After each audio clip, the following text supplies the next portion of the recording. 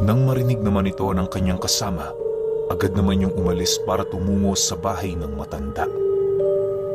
Pagramdam naman ni Tadag na nakaalis na ito, agad naman niyang inumpisahan ang pag-aayos ng mga sangkap sa gagawin niyang ritual. Karamihan sa mga dala niya noon, binubuo ng mga dugo ng hayop, balahibo ng aswang at laway ng tiktik. Ayon kay Tadag, para magapi ang sumpa ng kaliwa, kinakailangan mo yung gamitan ng mga sangkap na nahahanay sa uri nito. Dagdag pa niya na sa lahat ng ritual na kanyang ginawa, yun ang pinakadelikado. Isang mali mo lang, paniguradong dadapuan ang kakaibang karamdaman ng katawan mo. Lumipas ang kalahating oras, dumating na nga ang kanyang tauhan kasama si Manong Kamat. Pagsilay sa kanya nitong abala sa paggawa ng simbolo ng ritual, dali-dali namang yung lumapit sa kanya para tumulong. Hindi naglaon nang maisakatuparan na nila ang kanilang mga nais, agad namang pumwesto ang matanda sa kinaroroonan ng puno para bunutin ito. Napagkasunduan nilang isabay ang pagbunot ng punong yun sa pag-usal ni Tadag upang hindi na kumalat ang sumpa nito sa buong lupain. Maya-maya pa, nang mag-umpisa na ang ritual, buong lakas namang binunot ni Manong Kamat ang puno. Bagaman napakalaki na ng katawan ng punong yon, nakapagtatakang napakadali niya itong nabunot na parabang nakalublob lamang ito sa putik. Halos minuto lang noon ang dumaan matapos siyang maialis sa lupang pinaglalagakan nito. Pag-angat ng matanda nito sa lupa, agad din namang natuyot ang puno hanggang sa unti-unti na itong naagnas. Matapos naman nilang masilayan ang bagay na yon, minabuti nilang ilibing sa pinagbunutan ng puno ang kanilang mga sangkap na ginamit sa ritual. Sa pagbalik nila sa bahay ni Tadag, agad naman nilang nasipat ang 2 galon ng tuba na nasa gilid ng pinto nito. Dahil sa wala naman silang gagawin, nagpasya ang kanilang mga tauhan na mag-inuman. Hindi pa naman gaanong kalaliman noon ang gabi, kung kaya't kahit papaano, marami-rami pa yung oras sa pagsasaya. Nang makita naman ni Tadag ang ginagawa ng mga ito, napangiti lang naman siya habang nagwiwika ng, "Kapag inuman lang ha. Walang iyakan. Baka mamaya dyan, may magbahagi na ng problema sa kanilang mga pamilya." Nang marinig naman ito ng kanyang mga kasama, tumawa lang naman yun habang iniimbitahan siya. Dahil dito, hindi na nga nakatanggi itong si Tadag, lalo pat sa kanya din naman ang mga tubang iniinom nito. Binili niya pa yun noong umaga, kung kaya't hindi siya makakapayag na hindi yun matikman. Sa pagpapatuloy ng pag-iinuman nila, kahit papaano, unti-unti namang nababawasan ang kanilang mga problema. Si Tadag, nagagawa ng ngumiti sa kabila ng mga masasalimuot na pangyayari sa lugar nila. Makalipas pa ang ilang minuto, nang papaubos na ang pangalawang galon, bahagya naman silang natigilan nang masipat nila ang pagdating ng anak ng kaibigan nilang Yumao. Paglapit ng bata sa kanila, agad namang inilahad nito ang kasalukuyang nagaganap sa lamayan. Ayon sa bata, pinapunta siya roon ng kanyang ina upang humingi ng tulong kay Tadag. May mga tao kasing nanggugulo sa lamayan, gawa ng nagpupumilit ang mga itong makita ang bangkay ng Yumao niyang tauhan. Ilang beses na din yung pinigilan ng mga taong naroon, pero nagmamatigas pa rin ito. Dagdag pa ng bata, maliban sa nanggugulo ang mga taong yon, unti-unti na ding sinisira ng mga ito ang mga lamesa at upuan na naroon sa labas ng kanilang tahanan. Nang marinig naman ni Tadag ang sinabi nito, agad naman siyang tumayo para puntahan ang bahay ng kanyang Yumaong kaibigan. Sumama din sa kanya ang mga lasing niyang tauhan upang masigurong walang mangyayaring masama sa kanya. Habang naglalakad sila, panay naman ang kanilang pagramdam sa paligid. Bago lisanin ni Tadag ang kanyang lugar, minabuti niyang pabantayan muna ito sa kaibigan niyang Diwata at Tikbalang. Maya-maya pa, nang marating na nila ang tahanan ng yumaon nilang kaibigan, doon bumungad sa kanila ang 5 lalaking nagpupumilit pumasok sa loob ng bahay. 2 dito ay mga binata pa, habang ang 3 naman pawang matatanda na. Nang magkatitigan ng grupo ni Tadag at ang mga kalalakihan, nasipat naman nila yung dali-daling lumalapit sa kanila habang nananatiling nakatitig. Maya-maya pa, paglapit ng mga ito sa kinaroroonan nila, agad naman niyang nasipat ang kamao ng matanda na papalapit sa kanya. Bago yun lumapat sa kanyang muka, buong puwersa naman yung pinigilan ni Manong Kamat. Hindi mareresolbahan ng kabutihan ng dahas.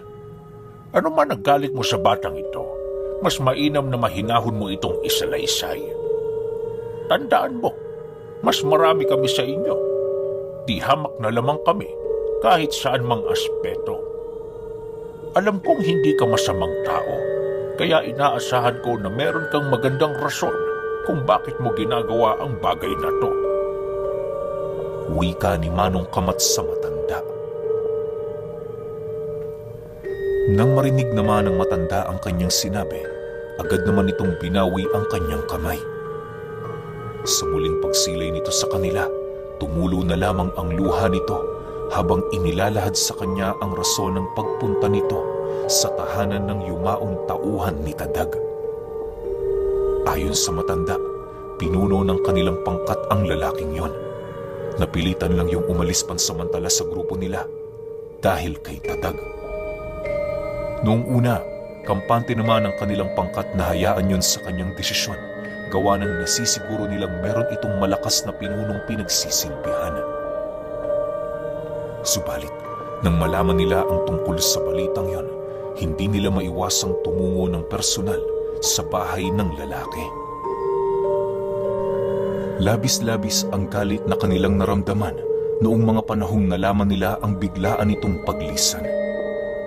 Dagdag pa ng matanda, kaya lang naman hindi sila kilala ng pamilya nito dahil hanggang sa mga oras na yon, nananatiling sikreto ang kanilang grupo. Matapos nitong maisalaysay ang kanilang mga rason, hindi mapigilang makaramdam ng lungkot ni Tadag. Bagaman napagbayad na nila ang mga may sala sa pagkawala ng kanilang kaibigan, tila bang hindi niya kayang matalikuran ang sisi sa mga naulila nitong kasama. Para makabawi ang grupo nila, inabisuhan niya yung pansamantalang magtrabaho sa ilalim ng puder niya. Hindi naman tumanggi ang mga ito, lalo pat alam nilang mabuting tao ang hahawak sa kanila. Lumipas ang araw na yon, mas lalong humigpit ang kanyang lupain sa kadahilan ng iniiwasan na niyang mangyari ang mga kaganapang hindi niya inaasahan. Pansamantala rin muna niyang itinigil ang pagtatrabaho sa mga aswang. Nang sa gayoy purong mga tao lamang ang naninilbihan sa kanya hanggang sa mga susunod na buwan. Alam kasi noon ni Tadag, bibihira lamang magka-interes ang mga nilalang na yon, lalo pat kung mga araw ng taniman sa kanyang lupain. Halos nagpapakita lamang ang mga ito sa tuwing sumasapit ang kapasan o hindi naman kaya'y malalaki na ang mga binhing kanilang inaalagaan. Habang tumatakbo ang oras, paulit-ulit naman ang pagpapaalala ni Manong Kamat ukol sa nalalapit na pagdating ng pangkat ng mga wakwak. Hindi naman yun nakakalimutan ni Tadag, lalo pat isa din yun sa mga bagay na kanyang pinaghahandaan. Isang hapon, matapos ang kanilang pagtatrabaho, tinipon niya pansamantala sa kanyang tahanan ang kanyang mga tauhan. Yung mga magsasakang walang alam sa karunungan ay pinauwi na niya sa kadahilan ng wala naman itong maitutulong sa kanya. Inabisuhan na lamang niya ang mga itong tumulong sa bahay ng yumao nilang kaibigan para naman kahit papaano makatulong ang mga ito sa pamilyang naiwan. Nang sila-sila na lamang ang natira sa lugar, agad namang inihayag ni Tadag ang tungkol sa mga bagay na nalaman ni Manong Kamat. Ayon dito, dumating na ang pangkat ng mga wakwak sa kanilang lugar. Kasalukuyan yung naroon sa parte ng baryo kung saan doon din pansamantalang mamumugad ang mga ito. Dagdag pa ni Tadag, hindi biro ang kanilang kahaharapin sa kadahilanang binubuo ang mga wakwak ng mga gabunan. Napag-alaman din nilang nagtatangan yon ng mga malalalim na aral, gawa ng magmula noong dumating ang mga ito, tila bang nakakaramdam na sila sa hangin ng animoy delubyo na malapit nang dumating. Habang hindi pa lumulubog ang araw, maiging pagpaplano at pag-iisip ng mga hakbang ang kanilang pinag-uusapan. Bale, binubuo lang kasi ng 10 ang kanilang pangkat, kung kaya't magiging mahirap para sa kanila na makipaglaban ng sabayan sa mga nilalang. Matapos mapag-usapan nila Tadag ang kanilang mga gagawin, agad naman silang nagsipaghanda para sumugod. Hindi na nila pinatagal pa ang planong yon, lalo pat alam nila sa kanilang mga sarili na habang nananatili ang mga wakwak sa lugar, may mga mamamatay na inosenteng tao. Sa pagsapit ng alas 8 ng gabi, habang nagpapahinga na ang karamihan, dahan-dahan namang umuusad ang pangkat ni Tadag patungo sa nyugan. Doon nila piniling dumaan nang sa gayoy hindi sila paghinalaan ng mga taong nag-iinuman sa sentro. May posibilidad kasing maraming tao sa lugar, lalo pat may 2 patay sa baryo. Habang binabagtas nila ang daan, lahat ng usal na maaaring magkubli sa kanilang presensya ay ginamit na nila. Iniwasan din nila noong magsindi ng anumang sulok upang hindi sila masilayan ng mga tagapagmasid ng kanilang kalaban. Maya-maya pa, pagsilay nila sa dulong parte ng baryo, doon tumambad sa kanila ang pinagtagpi-tagping kahoy at dahon ng nyog na animoy nagsisilbing bubong nito. Napakalawak ng bahay na yon na parabang hindi lang 2 pamilya ang pasimpleng naninirahan doon. Sa pagpapatuloy ng kanilang pagmamasid, doon bumungad sa kanila ang halos humigit 12 nilalang na kasalukuyang nakaupo habang tulalang nakatingin sa buong paligid. Nanlilisik ang mapupulang mata nito, kung kaya't napakadali para sa pangkat ni Tadag na yon ay maaninag. Makalipas pa ang ilang minuto, halos bakas na sa mga kasama niya ang takot, gawa ng yon ang unang pagkakataon na makasilay sila ng mga nilalang nakakaiba ang ikinikilos. Isipin ninyo, nakaupo lamang ang mga ito, hindi lumilingon pero dilat na nakatingin sa kanilang harapan. Wala ka ding makikitang paggalaw sa kanila na parabang wala yung mga wisyo. Kahit nga dapuan yon ng mga insekto, hindi mo pa rin yun makikitang gumalaw ng kahit daliri man lang. Ayon pa kay Tadag na kahit umulan na ng malakas noong gabi, tila bang hindi pa rin yun sapat para mapagalaw ang mga wakwak. Halos inabot din sila ng kalahating oras sa pagmamasid bago nila tuluyang masilayan ang 5 pang kauri nito na kadarating pa lamang. Paglapag ng mga nilalang sa lupa, doon nila nasilayan ang dala nitong bangkay na animoy magsisilbing pagkain ng buong angkan. Habang pinagmamasdan nila yung kumakain, nananatili lang naman silang naghihintay ng tamang pagkakataon para umatake. Masakit man para sa kanila na makasilay ng ganoong kaganapan, wala silang magagawa kundi ang sumunod sa kanilang mga planong pinag-usapan. Tadag, hating gabi ang kahinaan ng mga wakwak. Aatake tayo pagtungtong ng alas 11. Bulong ni Manong Kamat habang nakahiga sa damuhan. Nang marinig naman ni Tadag ang sinabi nito, agad naman niyang ipinasa ang mensahe sa iba pa nilang mga kasama na naroon sa malayo. Sa pagpapatuloy ng kanilang paghihintay, hindi na nila gaanong namalayan ang takbo ng oras. Pagsilay nila sa mga wakwak na animoy nagpapahinga na, doon na dahan-dahang gumalaw ang pangkat nila. Habang gumagapang sila sa madamong lugar, hindi nila alintana ang mga ahas na kanilang madaraanan. Tsambahan na lang, pag nakasalubong ka ng ahas, malas. Pag wala naman, edi swerte mo. Ayon kay Tadag, pangkaraniwan na sa lugar na yon ang mga sawa, lalo na ang kobra. Isa din yun sa mga kinakatakutan nila dahil kapag natuklaw sila, paniguradong oras na ang kalaban nila. May alam naman silang gamot para doon pero hindi basta-basta ang sangkap nito. Dagdag pa niya na, sa laso ng kobra, hindi sapat ang usal lang. Kinakailangang may sangkap ka rin para maisakatuparan ang iyong hiling.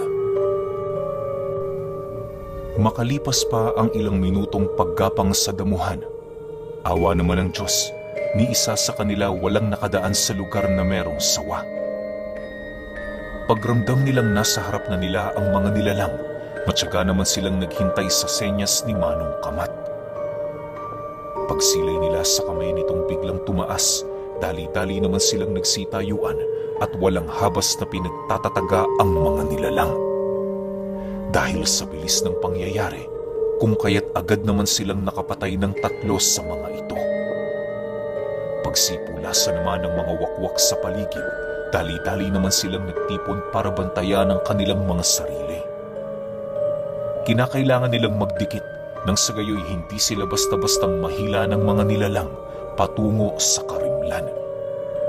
Inaasahan na kasi nilang mabibilis ang mga ito, gawa ng puro yung mga gabunan ng kanilang mga lahi.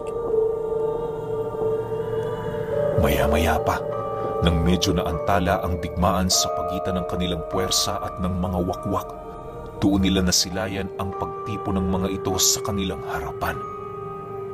Sa puntong yon, hindi nila maiwasang kabahan dahil sa ramdam nila ang animoy hindi pa dalos-dalos na pasya ng kanilang mga kalaban. Inaasahan na din yun ni Manong Kamat, lalo pat alam niyang hindi magpapadala ang angka nito ng basta-bastang mga tauhan. Habang pinagmamasdan nila ang mga nilalang, doon nila nasilayan ang isang matandang kalbo na halos butot balat na ang katawan.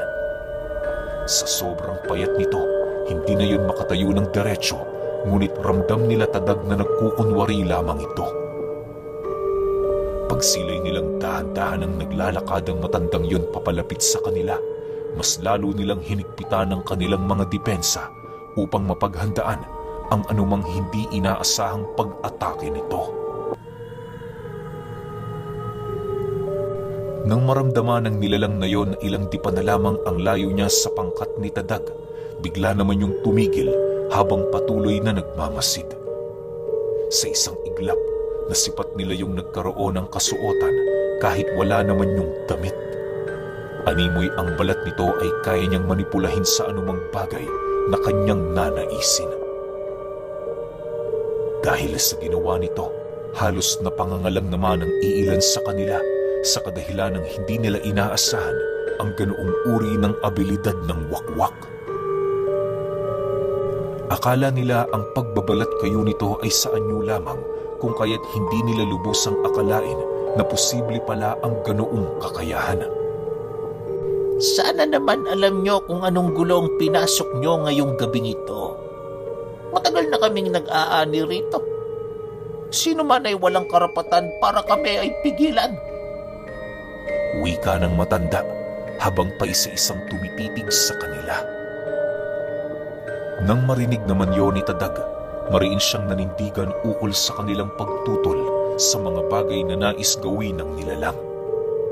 Anya, hanggat buhay ang pangkat niya, sila ang magsisilbing tabak ng baryo.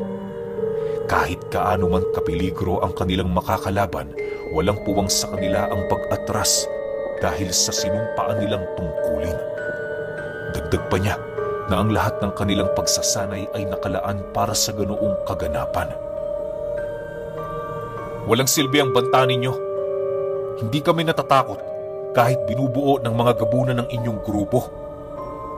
Bakit hindi nyo kami subukan at nang magkaalaman? Matapang na sagot naman ni Tadag sa nilalang.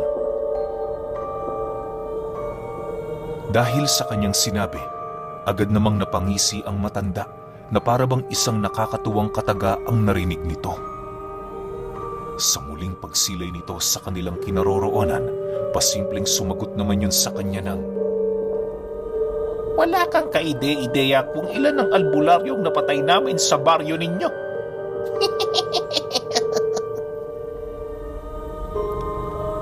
Matapos nitong makapagsalita, agad naman nilang nasilayan ang mabilisang paglundag ng mga wakwak.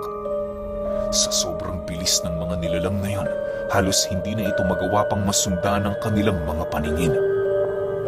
Maya-maya pa, laking gulat na lamang nila nang mapagtanto nilang napapalibutan na pala sila.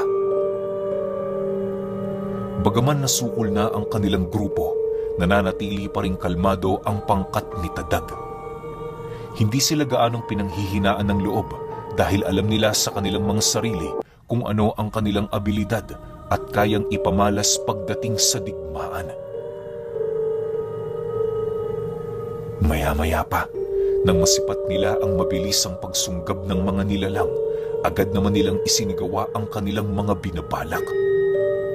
Bago pa man makalapit sa kanila ang mga wakwak, nagawa na nilang masindihan ang mga daladala nilang sulok na siyang naging sanhi upang mabulag ang paningin ng mga ito. Pagsilay nilang hindi na gaanong nakakaaninag sa apoy ang mga nilalang na yon, doon na nila ito sinubukang paslangin. Dahil sa ginawa ng grupo nila Tadag, kung kaya't agad namang nagsipulasan papalayo ang mga nilalang.